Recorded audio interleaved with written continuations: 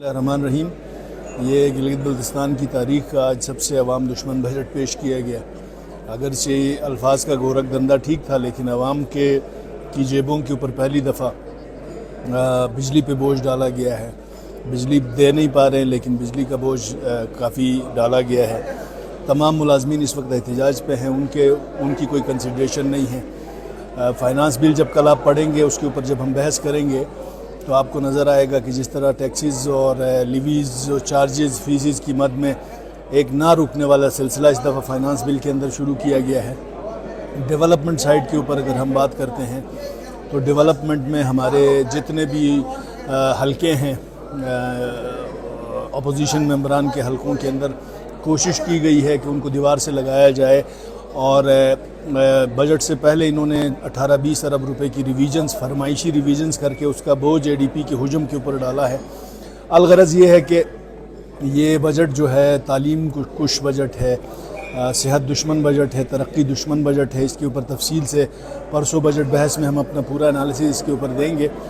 لیکن ہمیں سب سے زیادہ جن چیزوں نے خدشہ ہمارا ہے کہ ہمارے پاس ہائر ایجوکیشن کی 2 ہی انسٹیٹیوٹس ہیں. کوئی وہاں جا کے شادیانے بجائے اعلان کیے، ان سے وعدے وعید کر کے بھی قراقرم انٹرنیشنل یونیورسٹی کے جو کیمپسز بند ہونے جا رہے ہیں، اس سلسلے میں ہمیں کوئی گرانٹ نظر نہیں آئی. صحافیوں کو بھی ایک لالی پاپ دیا گیا ہے. ہماری دعا ہے خدا کرے کہ وہ ایگزیکیوٹ ہو، لیکن ہمیں بجٹ کے والیوم 1 کے اندر، بجٹ ہائی لائٹس کے اندر، فائنانس بل کے اندر وہ کہیں کسی طور پہ بھی ابھی تک نظر نہیں آیا ہے. تو اس کے اوپر ہم تیاری کر کے انشاءاللہ پرسوں اپنا جو کمپلیٹ کیتھارسس ہے ہم کوشش کریں گے. بندربانٹ کا جو بھی موضوع ہوتا ہے، جو بھی ایجنڈا ہوتا ہے، یہ لوگ اسی طرح پاس کرتے ہیں. کل آپ نے دیکھا کہ وزیر اعلیٰ کی مراعات میں اضافے کا جو بل تھا، حالانکہ وہ خلاف ضابطہ آیا تھا، ہم نے پوائنٹ آف آرڈر پہ بات بھی کی، اس کے باوجود اس کو پاس کیا گیا. اور اس کے ہم نے متحدہ اپوزیشن کی طرف سے گورنر صاحب کو یہ ساری چیزیں ہم نے آج لیٹر لکھ دیا ہے. تو امید ہے گورنر صاحب اس کو ریٹرن کریں گے. اور ساتھ ہی ساتھ آج جو بجٹ کے لیے جب ہم اندر گئے تو وہاں پر اے ڈی پی کی کاپیاں موجود نہیں تھی. تو آپ کون سا بجٹ پیش کر رہے ہیں؟ ہم نے ان کو شروع میں کہا تھا کہ آپ کے علم میں کوئی چیز ہوتی نہیں ہے، آپ کو ایٹ دی 11th آور لا کے چیزیں دی جاتی ہیں، آپ بعد میں وہ کلیئرلی فلور پہ بتا نہیں سکتے. ہماری ان سے شروع دن سے یہی گزارش تھی، بے شک اچھا بنائیں برا بنائیں، بجٹ آپ بنائیں. لیکن ان کے یہ چیز بجٹ ہم نے اسماعیل صاحب سے اندر گزارش کی کہ بجٹ کی پوری تقریر نہ کریں، صرف ایک کمپوننٹ آپ وہ جو بجٹ بک کو بند کر کے ہمیں بتا دیں کہ یہ ہم نے ایڈ کیا. ان کے علم میں ایک کمپوننٹ تک کا علم نہیں ہے. تو آپ کیا سمجھتے ہیں کہ یہ بجٹ اسماعیل صاحب نے بنایا ہوگا اور اے ڈی پی راجہ ناصر صاحب نے بنائی ہوگی؟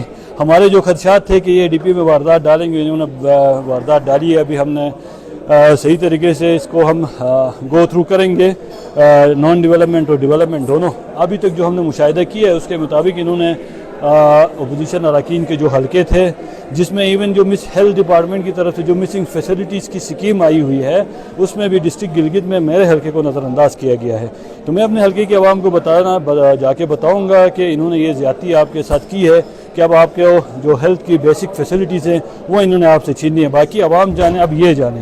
شاہ صاحب، چونکہ آج آپ اپوزیشن نے اسمبلی کے اندر احتجاج کیا، اس کا کوئی اثر ہم نے نہیں دیکھا، تو نیکسٹ عمل کیا ہے؟ کیا آپ سڑکوں سے آ رہے ہیں؟ اس حوالے سے ہم ابھی بجٹ کو مکمل ہم گو تھرو کریں گے، اور اس پہ ہم مکمل لائے عمل جو متحدہ اپوزیشن ہے وہ متفق لائے عمل اس پر دے گی بجٹ کے حوالے سے.